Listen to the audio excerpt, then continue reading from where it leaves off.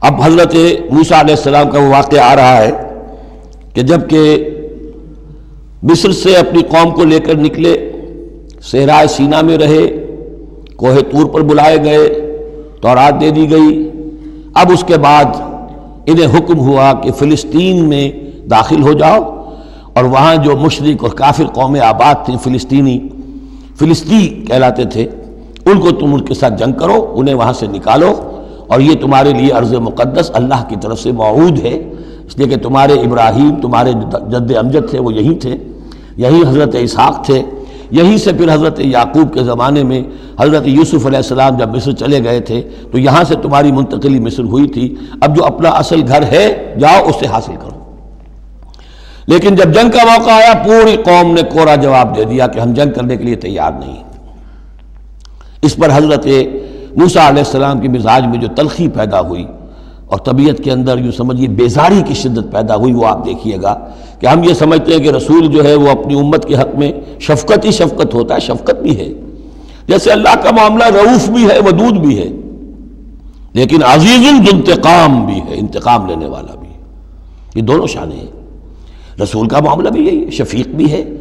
لیکن غیور بھی ہے، دین کی غیرت اس میں ہے، آپ سے بڑھ کر اللہ کے دین کی غیرت اس میں ہے، تو آخر ظاہر بات ہے کہ آپ کے طرز عمل سے بیزاری بھی ہوگی۔ پھر ان دونوں چیزوں کو سامنے رکھیے۔ اور یہ بات ذرا میں عرض کر دوں، تھوڑی سا نکتہ ہے سمجھنے کا، کہ چونکہ اس قوم کو اب تک بہت سا تجربہ ہوا تھا معجزوں کا، پیاس لگی، ہم سورہ بقرہ میں پڑھ آئے ہیں، ایک ضرب لگی چٹان پر 12 چشمے پھوٹ گئے، کوئی محنت تو کرنی نہیں پڑی،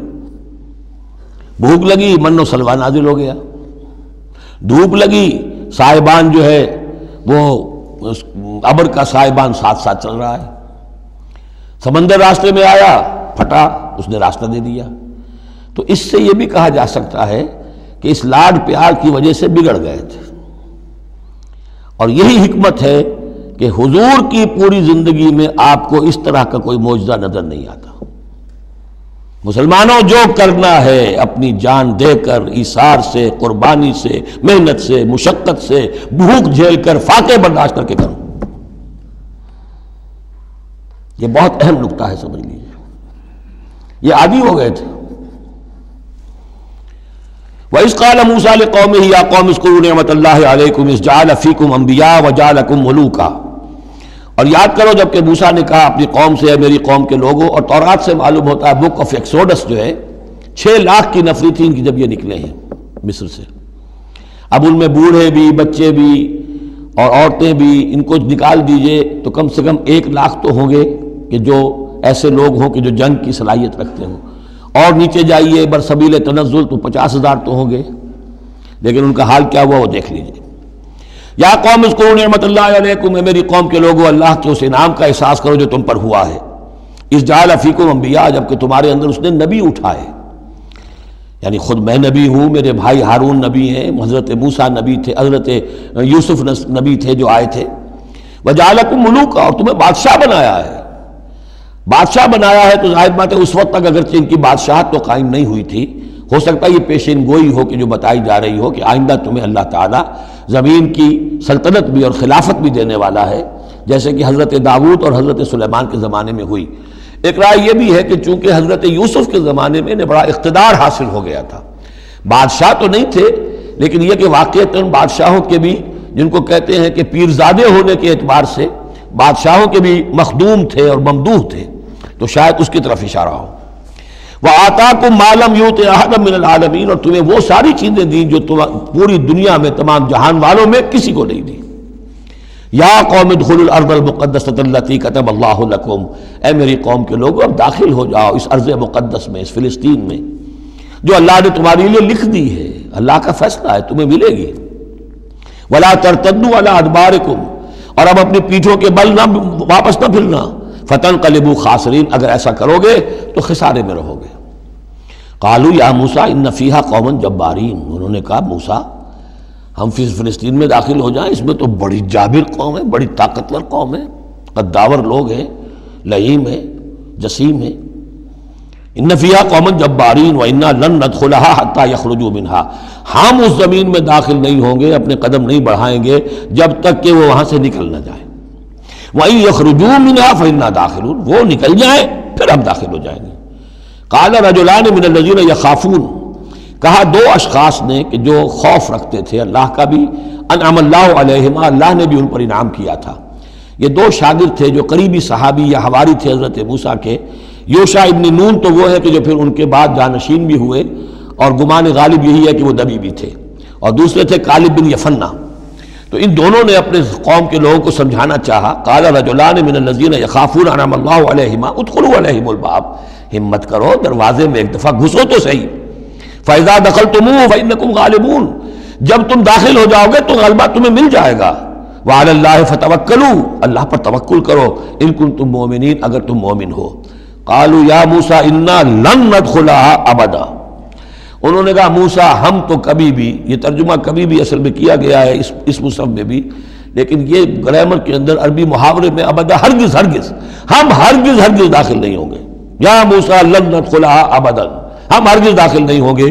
ما داموا فیہا، جب تک کہ وہ اس میں موجود ہیں۔ فاذهب انت وربک، جاؤ تم اور تمہارا رب، اور یہ میری طرف سے اضافہ کر لیجئے، ساتھ اپنی لٹھیاں بھی لے جاؤ، یہ تمہارا عصا جو ہے اس نے بڑے بڑے کارنامے دکھائے ہیں، یہ بھی ساتھ لے جاؤ۔ فَذَهَبْ أَنْتَ وَرَبُّكَ فَقَاتِلَا، اور جا کے قتال کرو، إِنَّا هَاهُنَا قَاعِدُونَ، ہم تو یہاں بیٹھے ہیں، زمین جنبت نہ جنبت گم رہو محمد، ہم تو یہاں ٹکے ہوئے، ہم نہیں ہلیں گے۔ قال رب، اب دیکھیے بیزاری، وہی حضرت موسیٰ سورہ قصص میں آپ واقعہ پڑھیں گے کہ قبطی جو تھا وہ مار رہا تھا ایک اسرائیلی کو، تو اس کی طرف سے پھر مدافعت کرتے ہوئے حضرت موسیٰ نے ایک مکہ رسید کیا اور اس قبطی کی جان نکال دی۔ فَوَقَدَهُ مُوسَىٰ فَقَضَىٰ عَلَيْهِ، اس وقت اتنی محبت اپنی قوم سے، اور اب کیا حال ہے؟ قَالَ رَبِّ إِنِّي لَا أَمْلِكُ إِلَّا نَفْسِي وَأَخِي، انہوں نے عرض کیا پروردگار مجھے تو اختیار نہیں ہے سوائے اپنی جان کے اور اپنے بھائی ہارون کی جان کے۔ فَافْرُقْ بَيْنَنَا، باقی یہ پوری قوم انکار کر رہی ہے تو اب تفریق کر دے، علیحدہ کر دے، جدائی ڈال دے ہمارے مابین، وَبَيْنَ الْقَوْمِ الْفَاسِقِينَ، اور ان ناہنجار لوگوں کے درمیان، میں اب ان کے ساتھ رہنا نہیں چاہتا۔ آج کی اصطلاح میں ہم کہہ سکتے ہیں میرا استعفیٰ قبول فرما لے، کہ میں اب ان کے ساتھ نہیں رہنا چاہتا، ان کی ناہنجاری، جو کچھ انہوں نے دیکھا ہے، میرے ہاتھوں سے جو معجزے دیکھے ہیں، میرے اور ان کے درمیان اب تفرقہ پیدا کر دے۔ اللہ نے یہ درخواست قبول نہیں کی، لیکن یہ کہ تذکرہ بھی نہیں کیا۔ قال فإنها محرمۃ علیہم 40 سنۃ، نہیں، ہم جو سزا انہیں دے رہے ہیں وہ یہ ہے کہ اب یہ ارض مقدس، اگر یہ بزدلی نہ دکھاتے ابھی ہم انہیں دے دیتے، اب انہوں نے بزدلی دکھائی ہے تو اب یہ ان پر حرام رہے گی 40 برس تک۔